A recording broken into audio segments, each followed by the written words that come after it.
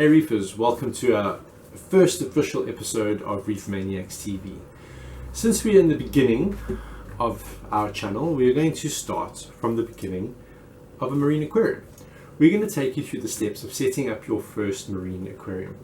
This is going to be done over a number of videos, best so that we can keep it short and keep it to a specific topic. Our first topic is going to be location of aquarium as well as the glass box, the aquarium itself. So what we want to achieve in our first aquarium or any aquarium is the location we set it up. What we are looking for is an area with little to no direct sunlight. This is going to play a huge effect later on in your reefing abilities. A lot of sunlight can cause nuisance algae to grow, and it is a challenge for a new reefer to keep these nutrients that cause these algae to grow under control. And you don't need the added support of that extra sunlight shining in your aquarium. In an area that is not affected by direct sunlight, you have control over your light cycle and how much light you give to your aquarium. With that said, our second most important issue in finding a location is, does this area that we want to put our aquarium have adequate power supply? Remember, marine aquariums need electricity to run the equipment, lighting, heaters, return pumps, wave makers. So a dedicated power supply, or at least a power supply able to keep up with the demand of the aquarium, would be required. If the area doesn't have one, you would have to allocate one to the area. This is easy enough. You can get an electrician in to either add in a new power point if you want it to be chased in nicely in your work, or you could run an extension. Ideally, you don't want to run an extension because it is unsightly. And so ideally you'd want to have someone fit a nice plug box behind your aquarium where it is easily accessible for your equipment. Once we have got our location and we are happy with the area we want to put our aquarium, the next step is actually choosing what aquarium we're going to put in place. There are many options when choosing your first aquarium. There are branded aquariums. These branded aquariums come with matching stands, which are with cabinets, sump filtration, they include plumbing, and they're all set up ready for you to add your equipment and start reefing.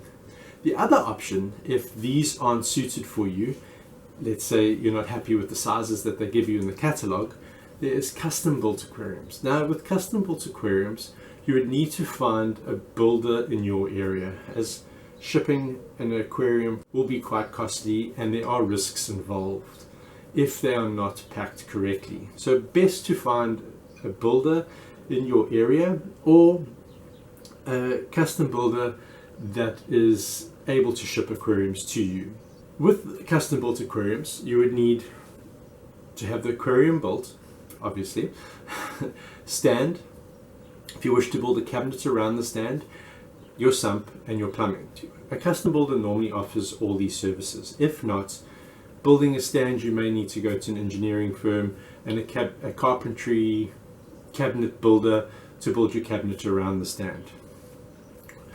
So with this, you have full control over what size aquarium you want to fit. If you want to fit a certain area and make it blend into wherever it's going, then a custom built might fit your needs. With custom built, if you're unsure about the size of the sump, most custom builders will have a good idea on what size sump is allocated to what size aquarium. Remember, a little bit of a bigger sump is always better than too small a sump. Just adds to your water volume. If your builder is unsure on how to advise you correctly, there are many forums available for reefing. Just do a Google search, type in marine aquarium forums, and sign up and ask the question, what size sump do I need for X size aquarium? And most people there would be able to give you a good idea on what to look for, even the layout of the sump. Moving forward, now we have our branded aquariums, our custom aquariums, and it's now up to you to choose what size aquarium you want.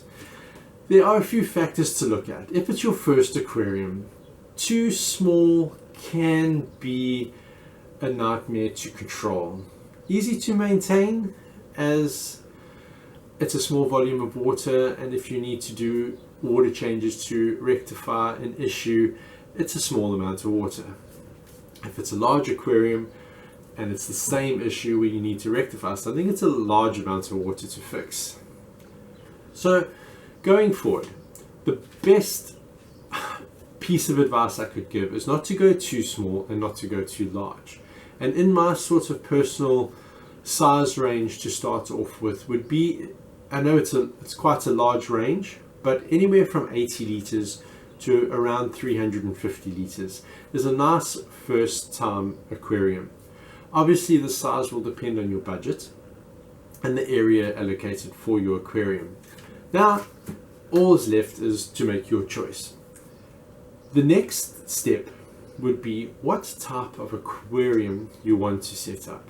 Now this is going to be discussed in our next episode. If you have not subscribed, please do so and you'll be notified on the release of our next video. I hope this video was informative and we thank you very much for watching. Happy reefing!